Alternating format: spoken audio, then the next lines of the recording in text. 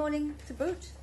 So I welcome every one of you very sincerely to come to this lecture, which I think is the last.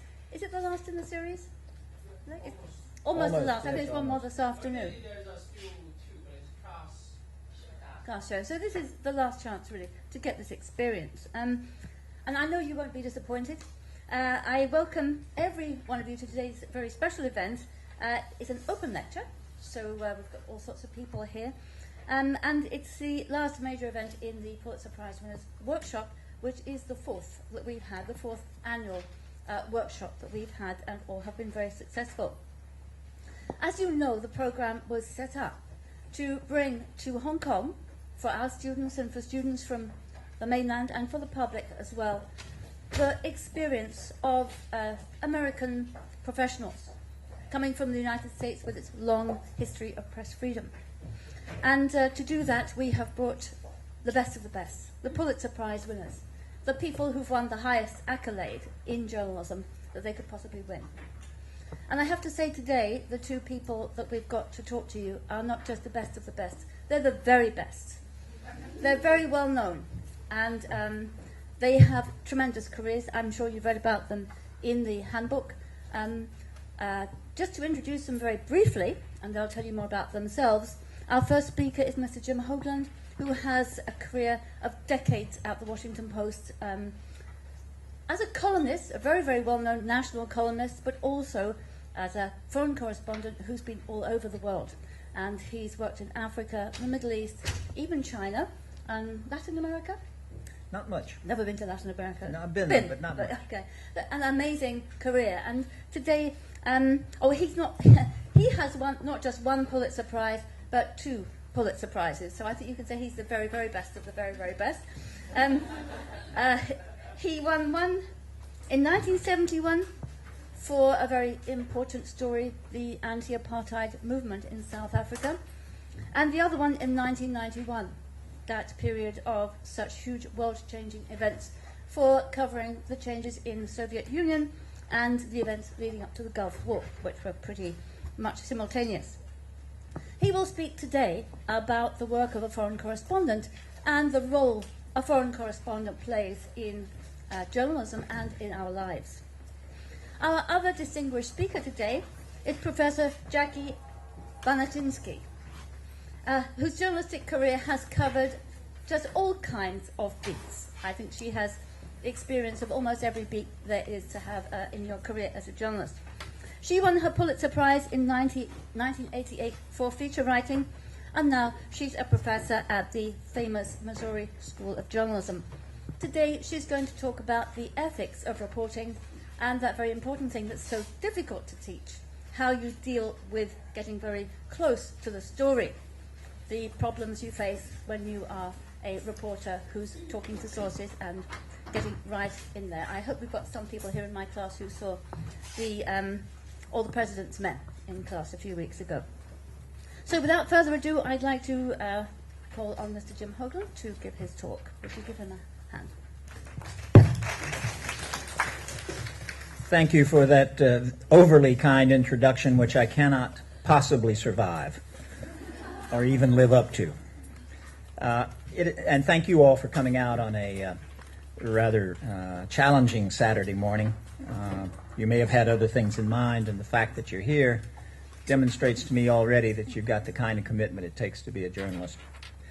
It has been an enormous pleasure to be in Hong Kong this week and to be able to engage in a dialogue with the students and the faculty of Hong Kong Baptist University. It was a particular pleasure this morning to find an old colleague from the Washington Post here among you and now working with your faculty, Peter Ng, who is over here. Peter was an intern at the Washington Post some 20 or so years ago. Peter looks almost as young as he did then. He can't say the same for me. But let's give Peter a round of applause. I'm not sure that my lectures so far will have had much enduring effect on the minds and spirits of either the students or the faculty, but I can tell you that I have learned a lot from you. I have learned that the energy idealism, and enthusiasm of youth is present here in Hong Kong among both students and teachers. I have learned that Hong Kong is a place of ferment, of activity, of liveliness, intellectually, morally, and practically. My impression is that people in Hong Kong feel free to say what they think, to hope what they believe, and to do what they can. And while doing all of that, to enjoy life. That is a result I would not necessarily have predicted for you in 1997, and certainly not in 1989 on my last extended trip to China, which ended tragically in the events of Tiananmen Square. But I welcome having my doubts refuted as far as the atmosphere of Hong Kong and the liberties of Hong Kong are concerned. And I hope that on my next visit, I will see that all of Hong Kong's citizens have become even freer, even more energetic, and even more prosperous. I certainly would not bet against that outcome. I've been asked to speak today about the two professional existences that I have led, foreign correspondent and commentator on foreign affairs, that led to my winning 2 Pulitzer Prizes. As you've heard, my first prize came as a foreign correspondent in 1971 for a 10-part series on apartheid in South Africa. The second came 20 years later. And yes, I can hear the young and restless among you asking, what was he doing all that time in between? Actually, that's what my editors were asking too.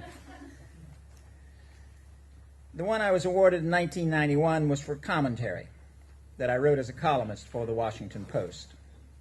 I think what runs through both Pulitzers in my mind is a lifelong sense that a journalist, at least in the American system, has both the opportunity and the obligation to bring to the public's attention injustice and human rights abuses that are committed in the name of the people.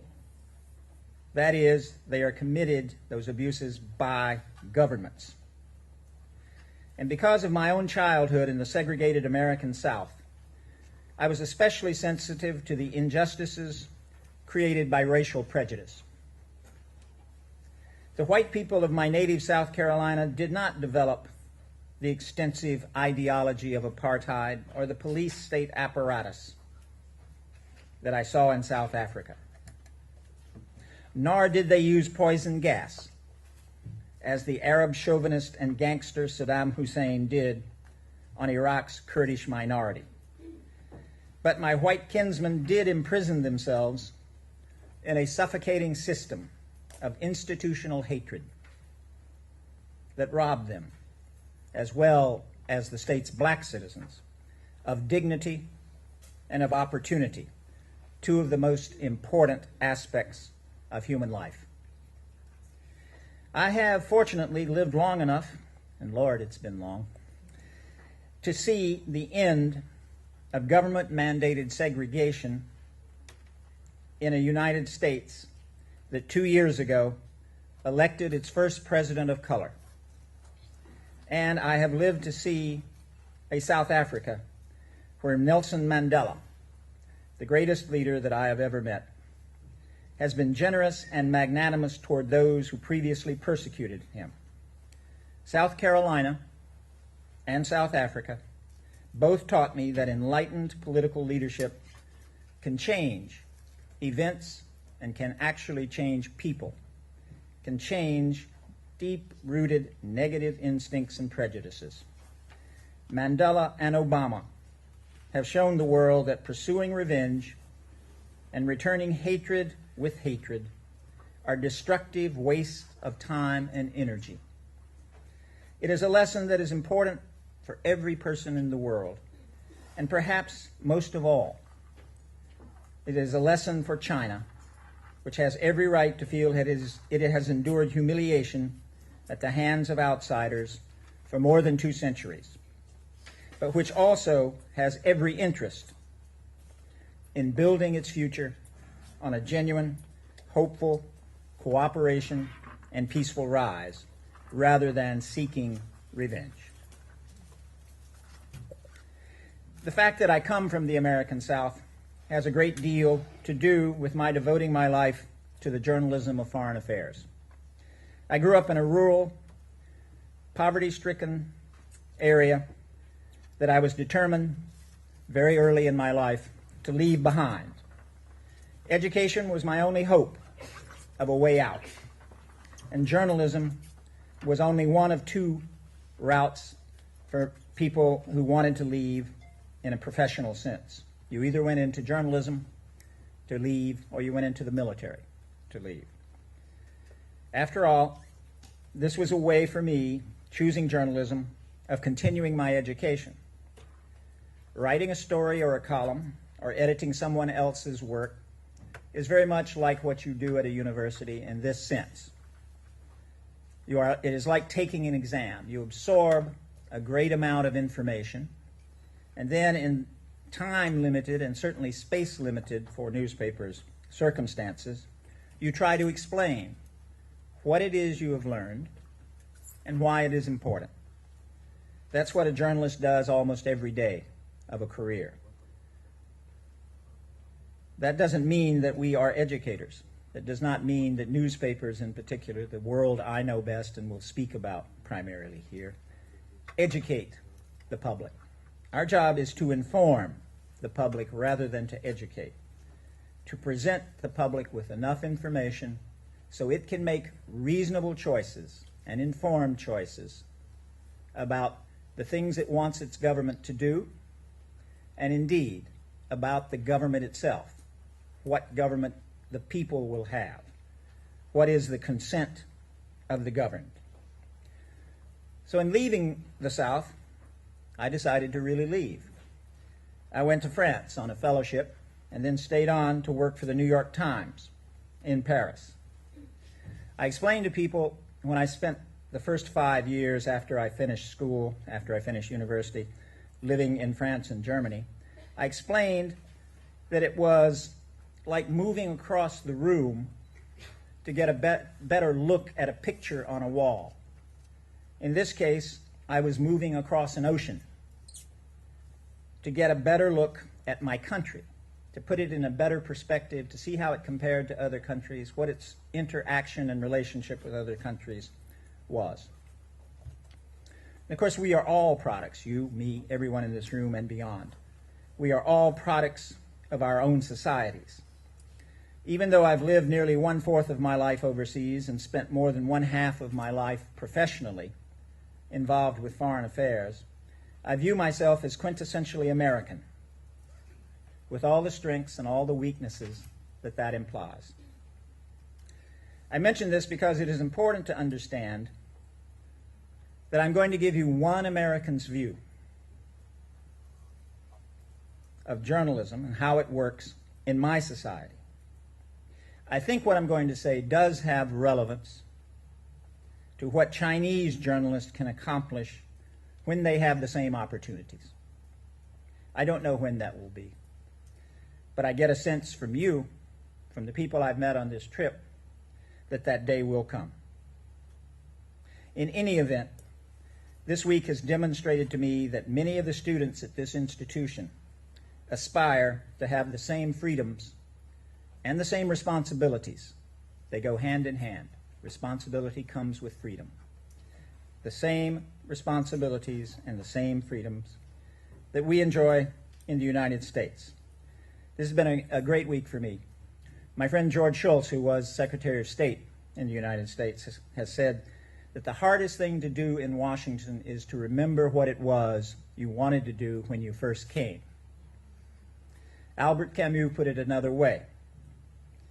Albert Camus said at the top of his career, "I wish I was what I was when I wished I would be what I am."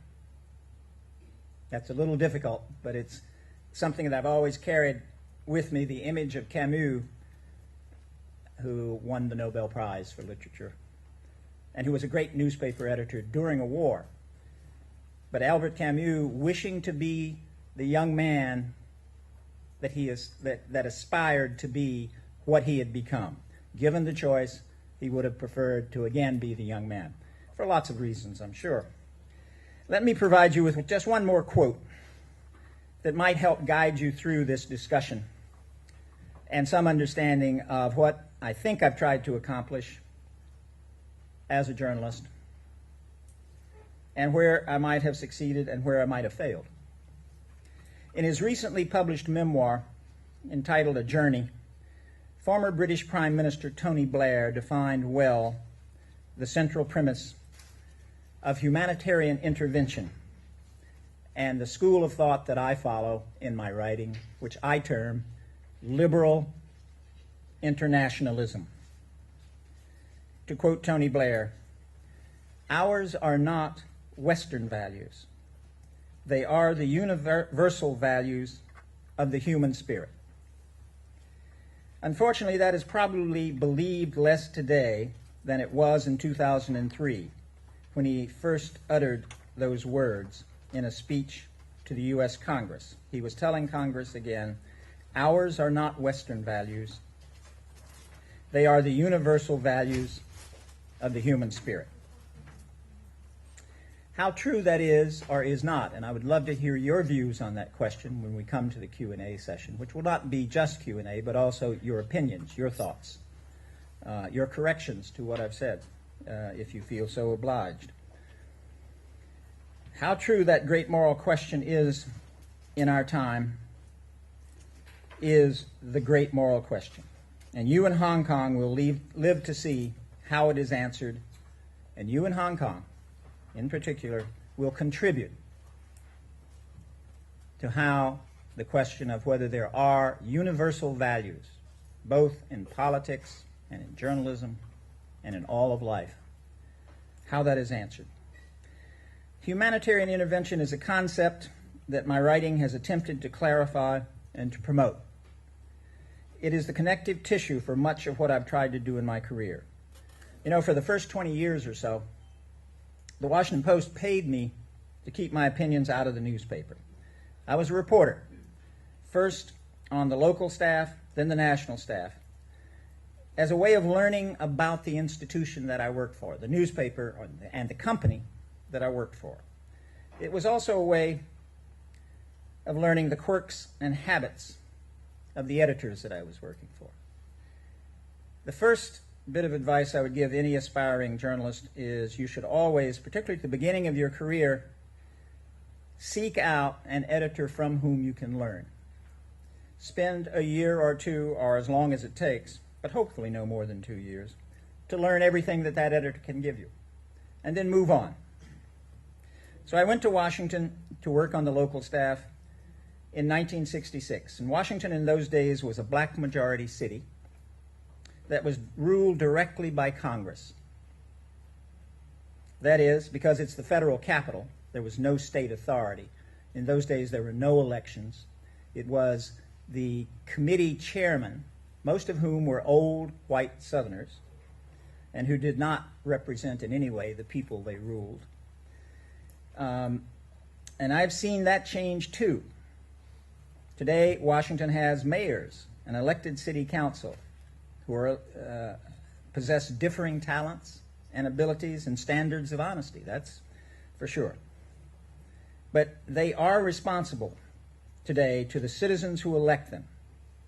It is this kind of experience that has made me, by and large, a historical optimist. We are all in a business, in the journalism business today, that is besieged by problems. But when you step back and look at the sweep of time and what has happened just in my political lifetime, if you will, it is largely a story of progress. My first assignment abroad was going to Nairobi, Kenya, to cover the continent of Africa. And I discovered one of the great joys of being a foreign correspondent.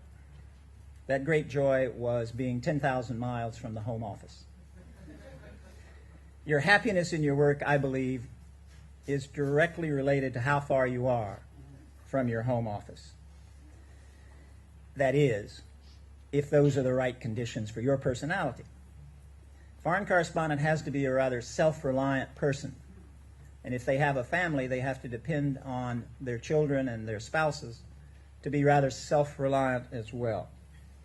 You also have to be something of your own editor, because you cannot get involved across oceans in a lengthy discussion about how this story should be written or what this story means.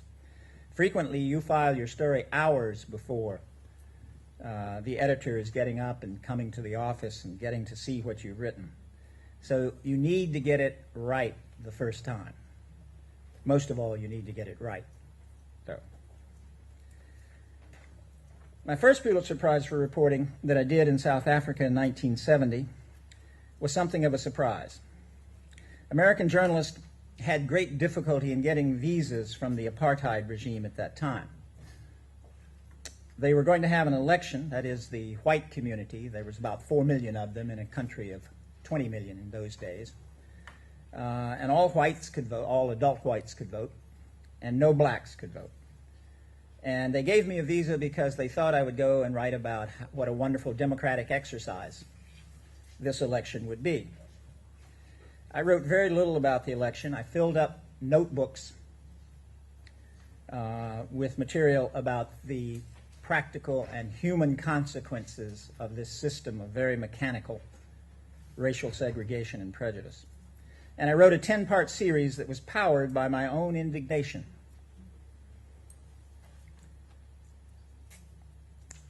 I had seen, as I mentioned, that enlightened leadership could change the deepest instincts, including racial prejudice. Couldn't eliminate it, don't get me wrong, but it could change it and remove it as a force for the way government were treated by their own, by the way people were treated by their own government. And my indignation came from not seeing any signs in the white ruling group at that point of understanding that, understanding that they had the opportunity to work for reconciliation with the black majority. So I wrote a series that actually got me banned from South Africa, as they put it in the order banning me forever. Actually, I got back there 6 years later when they thought that things had changed enough so that I would come and once again write a positive series. And once again, I did not. And once again, they banned me. But I did not write that as opinion. This was more in the nature of news analysis, 10 news analysis pieces that ran on the front page, which is unusual. It was the cumulative effect of the details that I reported, I think, that gave a picture to my readers, American readers, of the pervasive wrongdoing and injustice by that government against its own citizens. We know what has happened in South Africa today. It is a great, great accomplishment with all of its problems. When I did begin writing opinion in 1986, those kinds of experiences in South Africa and the rest of Africa, and others that I had, such as the ones in Iraq during the Kurdish rebellion in the 1970s, what I saw in Cyprus during the Turkish invasion, in Poland at the time of Solidarity, in Idi Amin's Uganda, in Gaddafi's Libya, Franco's Spain, and elsewhere. Those experiences did shape this strong sense of a need for humanitarian intervention when governments abuse their own people. I consistently advocated for the international community, for the United Nations, but for individual nations as well, to take reprisals against governments that practiced massive human rights abuses against their own citizens. In my view, those reprisals could range from statements of moral outrage to diplomatic measures, breaking off diplomatic relations, for example, and on up to economic sanctions or military intervention in extreme cases.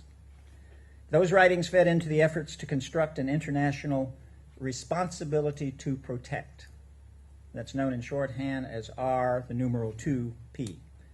It kind of anticipated texting, I guess. The responsibility to protect, which was eventually adopted in a United Nations resolution that was promulgated by my friend Secretary General Kofi Annan. This doctrine holds that nations cannot use sovereignty as a shield against investigation of and punishment for great human rights abuses. They cannot argue, as at least one important government in this region argues, that no one has a right to give peace prizes to its citizens if it considers those citizens criminals, even though there's no indication that any real crimes have been permitted. Sovereignty is not a shield against humanitarian intervention. It was this belief that informed a series of columns that I did beginning in the late 1980s, calling for international action against Iraq. They began after Saddam Hussein used poison gas on the Kurds in the village of Halabja. Then in 1989, the same year that I was in Tiananmen Square, it became clear to me that Iraq was beginning to threaten its Arab neighbors with armed aggression. As the first half of 1990 unfolded, I intensified my warnings about that threat. The administration of George Herbert Walker Bush, the father of the most recent Bush president, his administration disagreed. They had invested a lot in trying to moderate, trying to win over Saddam Hussein into a policy to confront Iran. They were much more frightened of Iran than they were of Iraq. Saddam Hussein read the American government's actions, the American government's defense of his policies, as a green light to do what he thought he had to do. So on August 2, 1990, refusing to believe that their policy could have been so wrong, the Bush administration was caught by surprise when Iraq invaded its Arab neighbor, Kuwait. Something similar happened with the other major theme of my columns that year, the collapse of Mikhail Gorbachev's efforts to reform communism. Gorbachev's efforts were very laudatory. Gorbachev deserves great credit for having brought change in Eastern Europe and in the Soviet Union. He didn't intend it to go as far as it did.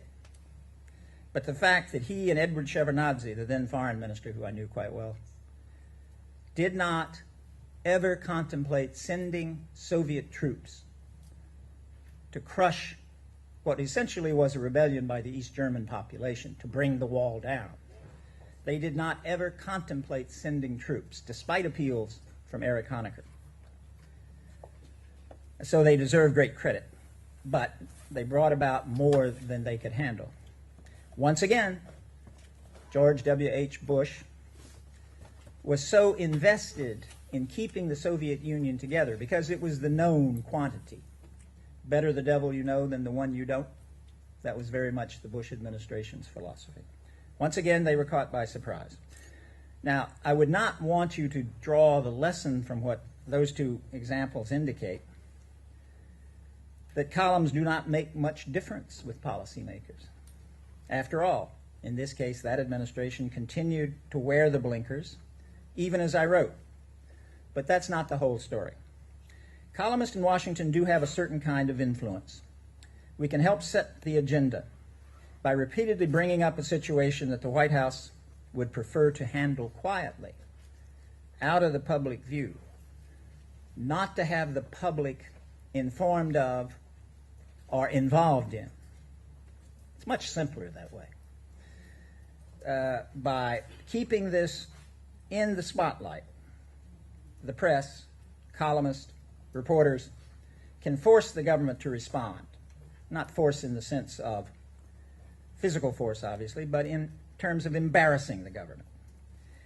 We force them to make an argument and therefore to engage in the very debate that they do not want to happen. I think several of us as columnists played that role after Tiananmen Square, for example, calling on the Bush administration not to send high-level envoys to say, everything's okay, everything's fine, which is what they did.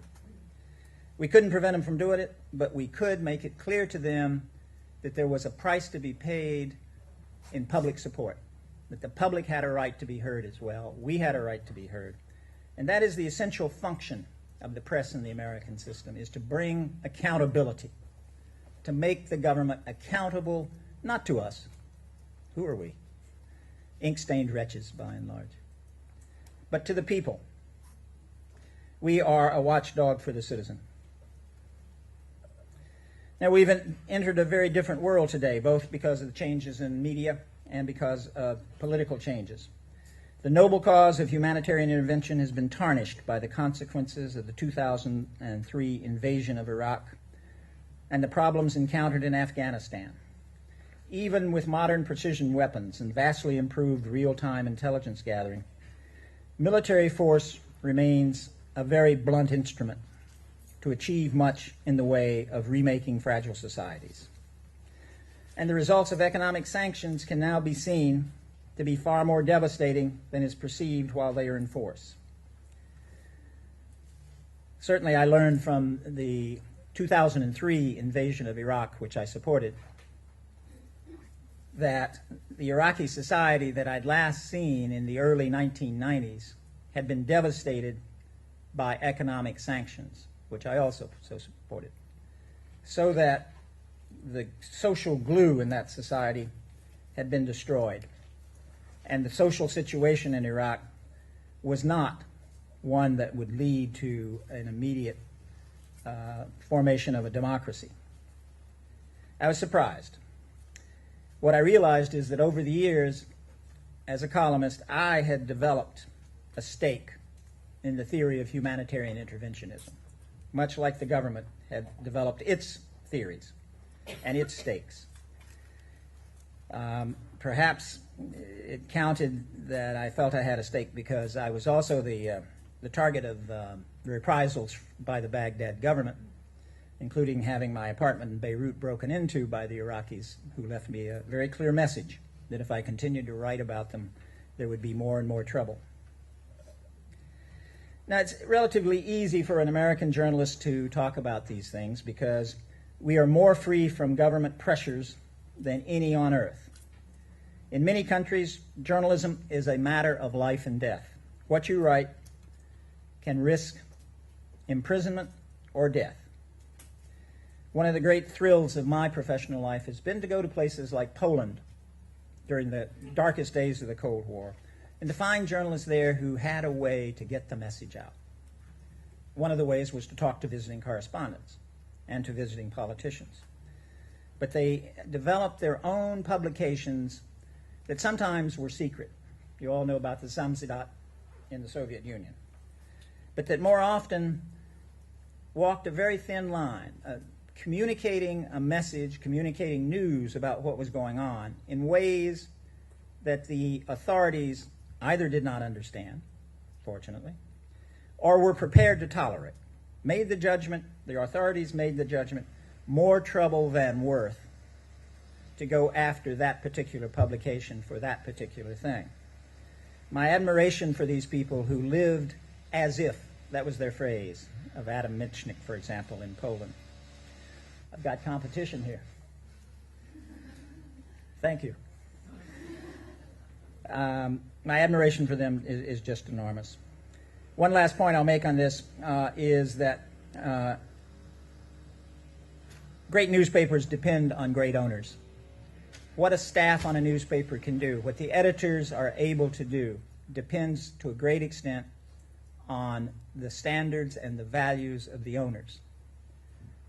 Good owners say to their editors, I will support you in what you do, and then get back to their business, and leaves the editor and the reporters to find out the truth. It has been my great fortune to work for great editors and also for great owners, and particularly the Graham family at the Washington Post.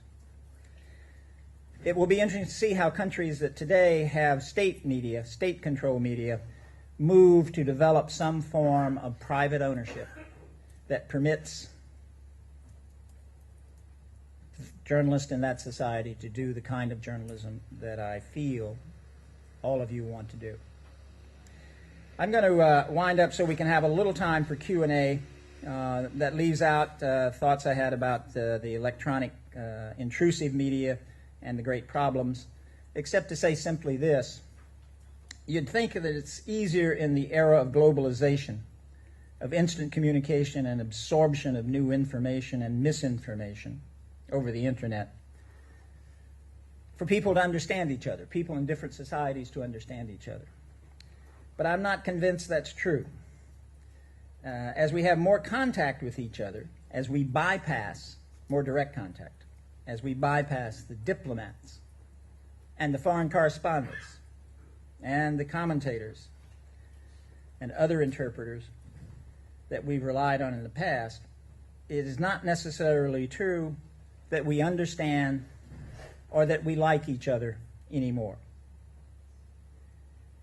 In fact, I think what we're finding in this internet age where people go directly to databases for their information or go to publications that reflect their own views already, what we're finding is, and will find increasingly, is that there is still the need for someone who can intermediate between foreign societies and their own society. What I've sensed here is the strong curiosity that is the life's blood of journalism and of international relations. Not only is the need alive for the kind of intermediation that foreign correspondents do, the kind of interpretation, explaining, the kind of background that's provided. It's not only alive, but it's the next generation's interest in providing that approach is also alive. You have reminded me of what I set out to do and comforted me with the prospect that you will now continue it.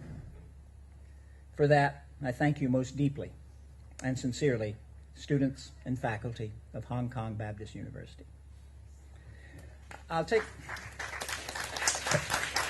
you. I'm really eager to hear what Jackie has to say.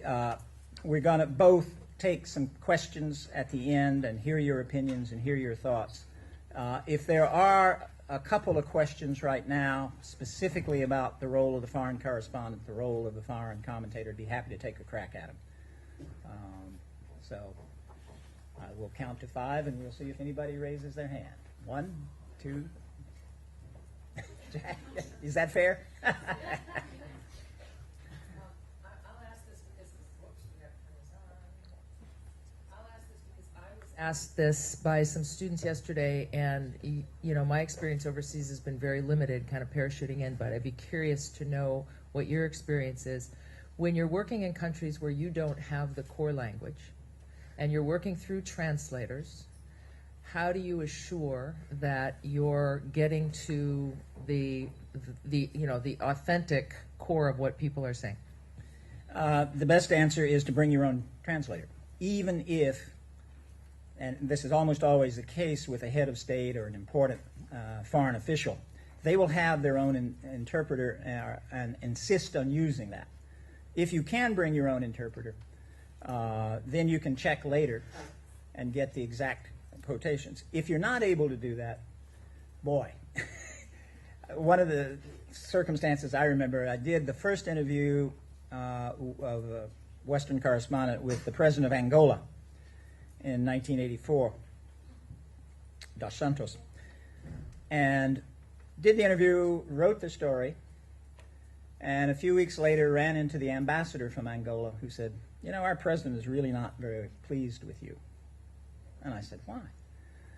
And he said, because you left out of your story the part of where he said that it was Mobutu in the Congo, in Zaire, who was the villain and all of that. And I said, but he never told me that. And I figured out what had happened because I was kind of aware of it at the time. Portuguese, and there may be people from Macau here who can speak to this more authoritatively. Portuguese is a very difficult language to translate. It's archaic and beautiful. And I was aware that the translator was having great difficulty. And he simply left it out. And I've had circumstances like that several times. The other things that happen is something else will happen. You'll be speaking to an official who speaks good English but insists on going through the interpreter. And you'll discover how good that official's English is when he starts correcting the interpreter. And the point, of course, is that by using the interpreter, the official does two things. One is gets more time to think about your question, but more importantly, maintains a certain level of deniability. He can always blame it on the translator. So again, the best defenses are two. One is to try to insist that the official speak in English if you know that the official's English is really good. But the second one is to take your own interpreter. One more? Yes?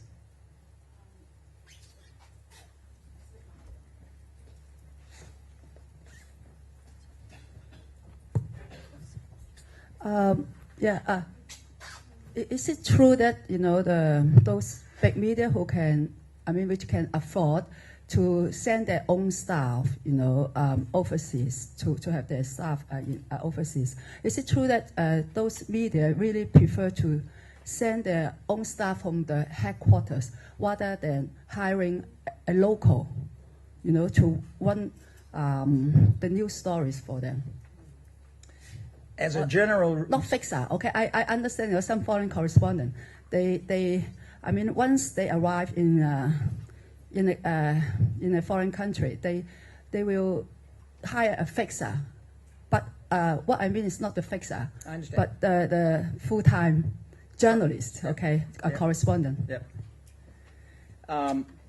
As a general rule, the answer to your question is yes. The news organization will prefer to send from headquarters, not story by story, hopefully, but will send somebody to Nairobi, Kenya, to live for at least 3 years to cover stories in Africa. Why is that?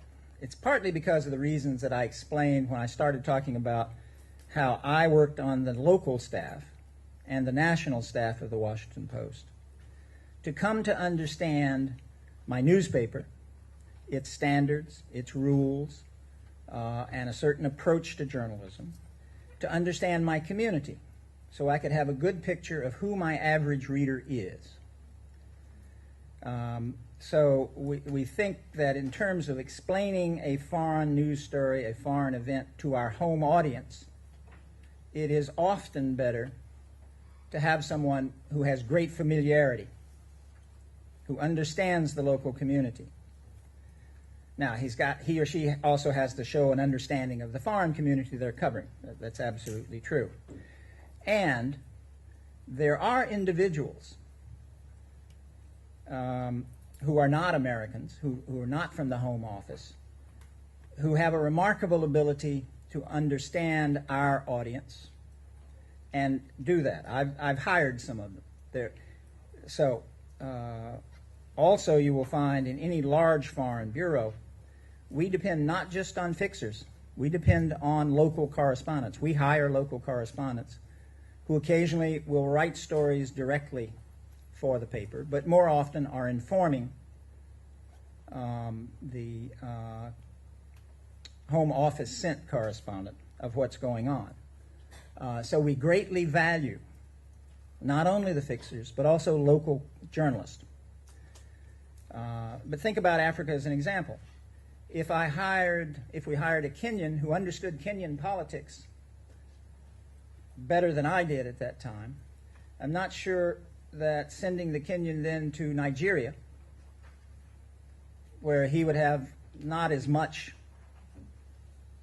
information about the situation. I was always struck when I was covering the Middle East. I would sometimes go to an Arab country with an Egyptian colleague, for example. I'm thinking particularly of a time in Algeria where I was traveling with an Egyptian colleague for Al Aram. And he could not understand the Arabic that was spoken in Algeria. And he didn't speak French. So what I would wind up, and I did, and so what I would wind up doing would be to translate what the Algerian was saying in French back into English so I could tell my Egyptian colleague what was going on. It's a really good question, and I hope I've tried to sketch some of the reasons that approach makes sense. But I can understand also that there's a certain contradiction in relying on someone from America to report extensively about China. Yeah. Yeah. Thank you. You explained that the news organization needs someone who understands the home audience. Not only, familiar. Not only, but usually. Usually, but I find those media which can afford to have staff offices. I think they usually target the international. I mean, it's like a kind of a global media, international media, targeting, readers all over the world. Like I watch Al Jazeera every day. I think I find it's really an incredible television. A news organization, and Incredibly good? incredibly fair, neutral to me. Although You it's consider Al Arab. Jazeera? You watch it in English or in Arabic? English channel. English channel. Yeah, Which I is don't quite different understand than Arabic. I Yeah. watch it too, and it's Okay. quite different than. Yeah, because I noticed that they really try to hire local. To hire local people to have their correspondent. Good for them. Yeah, very good. I'd be. Thanks, Jackie.